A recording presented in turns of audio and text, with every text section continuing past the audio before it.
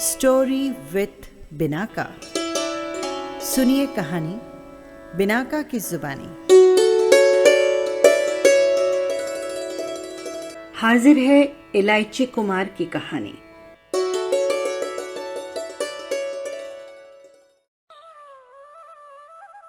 बहुत समय पहले की बात है।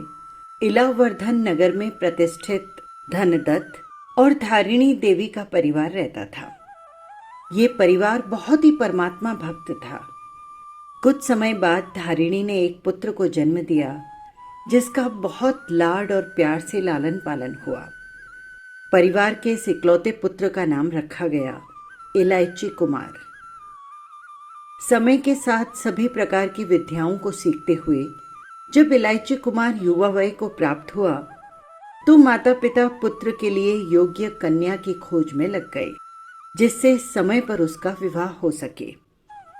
बहुत ही खानदानी और संस्कारी परिवारों की बेटियों के रिश्ते आने लगे, लेकिन इलायची कुमार को कोई भी कन्या जीवन संगिनी के रूप में पसंद नहीं आई। उसी दरमियान नगर में नटों के काबिले का आगमन इलावर्धन नगर में हुआ।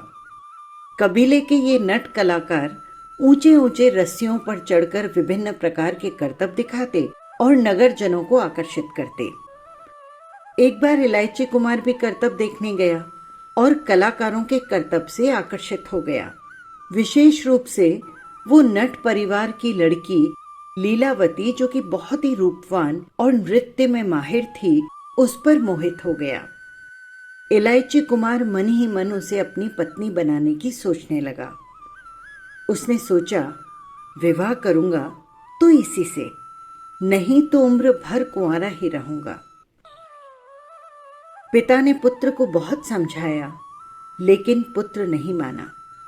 पुत्र हठ से हारकर पिता ने नट कन्या के पिता से अपने पुत्र के विवाह की याचना की। नट कन्या के पिता ने कन्या देने के लिए हामी भर ली, लेकिन एक शर्त रख दी कि जब तक आपका पुत्र नट विद्या नहीं सीख लेता, मैं अपनी पुत्री से उसका विवाह नहीं करूंगा। पिता हार गया। उसने इलायची कुमार को फिर से बहुत समझाया, लेकिन वो नहीं माना। इलायची कुमार नट परिवार में शामिल हो गया और नगर नगर में भ्रमण करने लगा। नट विद्या सीखते सीखते 1 वर्ष बीत गया। इलायची कुमार नट विद्या में पारंगत भी हो गया। कुछ दिनों बाद नटों का काफिला वेना तट नगरी पहुंचा। इलायची कुमार ने नट कन्या के पिता से कहा कि अब आप हमारी शादी करवा दीजिए।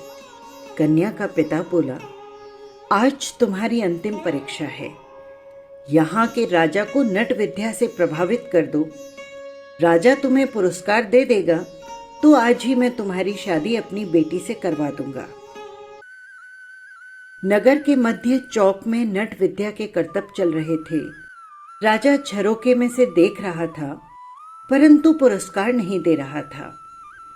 इलायची कुमार रस्सी पर नृत्य करते करते थक कर चूर हो गया, लेकिन राजा ने उसे कोई पुरस्कार नहीं दिया। घटना मोड़ लेती है। इलायची कुमार करतब दिखाते और नाचते नाचते देखता है कि झरोखे में एक जैन संत आहार लेने पधारे हैं। 16 श्रृंगार से सुसज्जित एक नारी उन्हें आदर पूर्वक आहार दे रही है। इलायची कुमार ने सोचा कि इन जैन मुनि के सामने एक महिला 16 श्रृंगार किए सुसज्जित आहार वेरा रही है और साधु ने उस पर निगाह तक नहीं डाली। उनका ध्यान सिर्फ अपने आहार की तरफ है और मैं एक नट कन्या के पीछे अपने परिवार की प्रतिष्ठा को दांव पर लगाकर उससे शादी करने के लिए उसके पीछे भाग रहा हूं। धिक्कार है मुझे। विचार करते करते और पश्चाताप करते इलायची कुमार के कर्मों की जंजीरें टूट जाती है और वहीं पर उन्हें कैवल्य ज्ञान प्राप्त हो जाता है। धन्य है ऐसी आत्मा को। बस यही थी कहानी। आपको कैसी लगी कमेंट बॉक्स में ज़रूर लिखिएगा और हाँ, चैनल को सब्सक्राइब कर लीजिएगा, जिससे हर कहानी पहुंच सके सीधे आप तक।